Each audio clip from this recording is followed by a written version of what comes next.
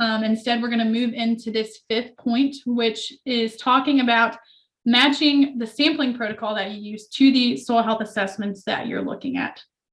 And so to get into that just a little bit, we know that different assessments require different sampling protocols. And so to help us understand this, I'm just going to give us an example. So if you're looking at biological activity, so soil test biological activity, if you tell Dr. Franzlebers you're going to send him samples to run these, he's going to give you a protocol that talks about how to pull those samples. And so he wants them to be pulled, near the surface for this assessment.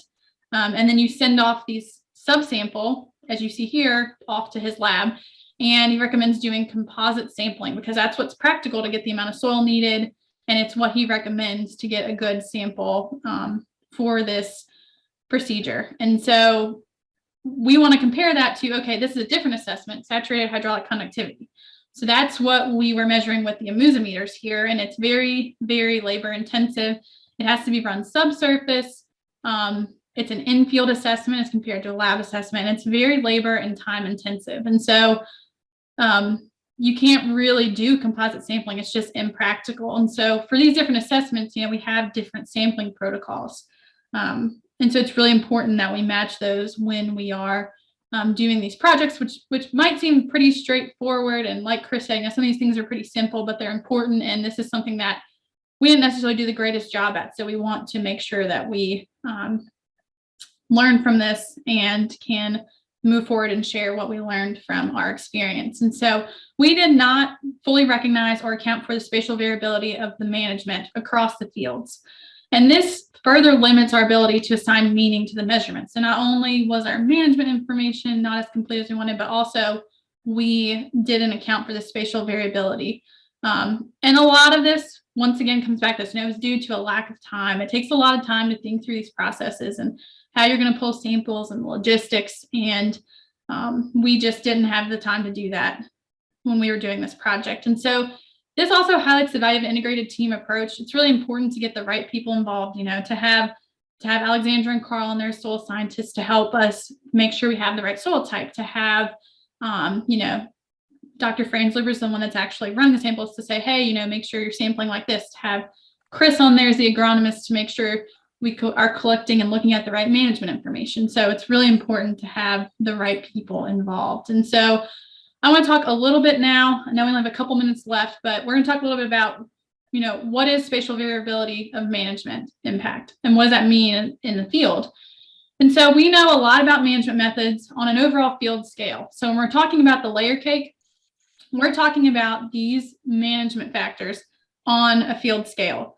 But we don't know that much about the management at that particular spot where we were sampling. If you remember the sampling protocol, there were 3 spots that we were sampling at. And so we don't know that much about the actual what happened in that spot where we're sampling.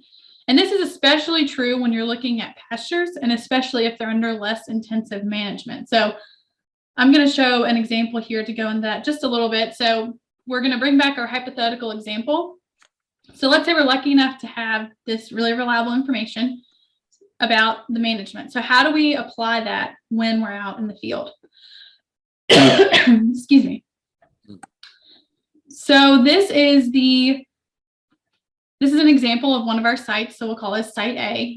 We sampled here at the spot in the field, and then we had our 3 sampling sites out in the field. And so let's just think about, we know the pasture has been overstocked with continuous grazing for the past 25 years, but has that been uniform across the whole field? And so we're going to look into how there are just a lot of differences in the pasture setting. And so if we're thinking about, this is the farmer's field, we go talk to the farmer, we bring him out in the field and we say, okay, well, what's going on in each of these areas across your field? And he says, okay, well, over here, we have the water, we have shade, we have trees. And so the cattle spend a lot of time over here in this area. So that's, the loafing zone that he has out in this pasture. And he's like, okay, yeah. And over here by the gate, this is where I feed hay in the winter.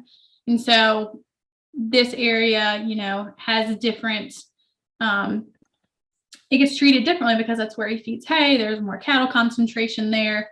And then we have, the rest of the field where there's moderate grazing, And then, up here, let's just say it's on a hill, up here at the top of the hill, it's not utilized nearly as frequently or nearly as much because they have to walk all the way up the hill, away from where their food is, away from the shade and the water. And so it doesn't get utilized nearly as heavily.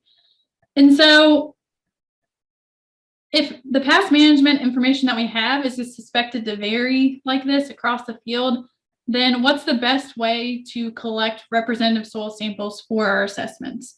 So this is, sorry, skipped ahead. This is what we actually did. We went out in the field, we pulled samples from this spot. And so it could have been in any one of these spots. We didn't, Alexandra was, and the team and everybody, it was important. We were looking to get the topography and the soil type and the aspect slope the same between sites. And so we selected sites based on that, not necessarily where it was in the pasture. So if we're thinking about a better way to sample, you can think about, okay, well, yeah, we could go to each of these zones. We went out there with the farmer for a long time and talked about this, and we're going to pull separate composite samples from each of these areas. And then we're going to do our, pedal descriptions and everything that needs point sampling here. But that's going to take a lot of time and a lot of knowledge to create that customized of a sampling pattern. So instead, maybe we split up the field and sample this way. So just splitting into little zones and sampling that way to help try to account for some of that variability across the field. And so that was an example in a pretty, not intensively managed pasture system. So I just want to briefly highlight the fact that if we move to a rotational management intensive grazing system, it's going to be, a little bit less variable, but there's still factors to consider and good reason to do more composite sampling for some of these assessments. And so you can see here that this is a pretty intensively managed system. They do rotational grazing. You can see the field split up, and this shows where we sampled and then the points that we sampled on. And so if we're in this pasture, okay, we know that they have their water is fenced out. They have the pond fenced out, and they have 3 troughs in their field.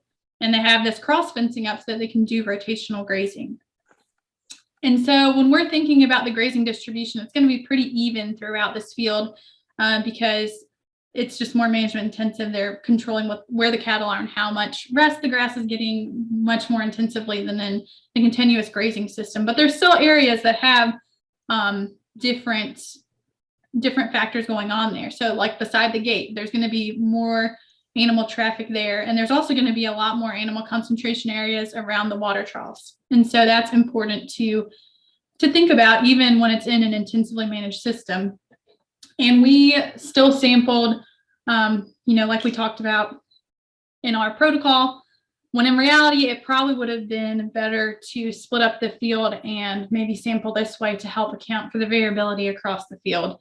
And I just want to note that, sorry, I'm going back, not forward, that when you're trying to match your sampling protocol to your assessments, I'm not saying that the way I just showed you is the best way or the only way to do that. There are other sampling strategies that you can utilize that may make sense with the assessments that you're using. The key is to really take time to think through the sampling protocol and to make sure it's compatible with the assessments that you're conducting.